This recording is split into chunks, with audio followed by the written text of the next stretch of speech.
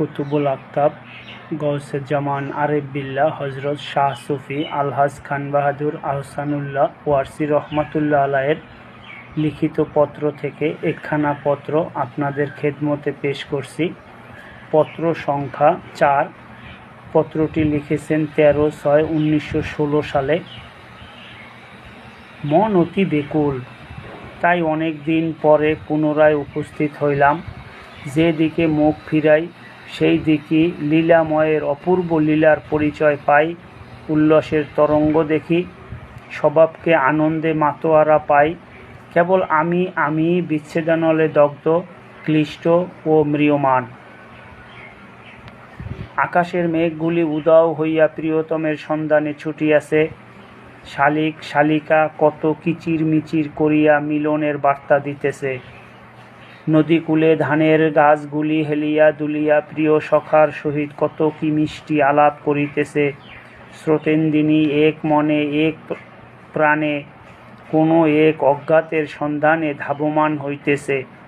নৌকার মাঝি সকল প্রেম গানে অন্ধকারে নিস্তব্ধতা বিদূরিত করিতেছে। তারকাগুলি কাহার অন্বেষণে উকি ঝুঁকি মারিতেছে।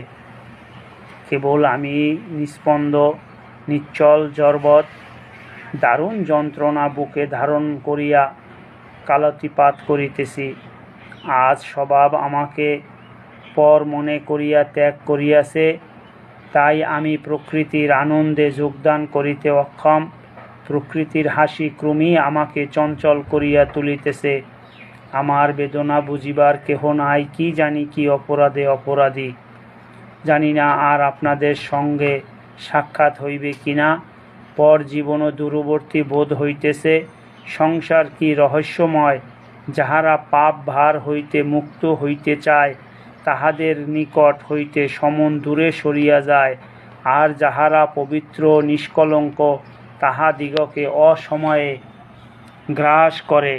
তাই বুঝি সমন এত ঘৃণিত আখ্যা পাইয়াছে। আর যদি সে মিলনের সহায়তা করিত, বিচ্ছেদের যন্ত্রণায় অবসান করিত, তাহা হইলে সে কত আদৃত হইত, কত সম্মানিত হইত। আমার দুর্বুদ্ধি, তাই সংসারের এ রহস্য কেমনে বুঝিব।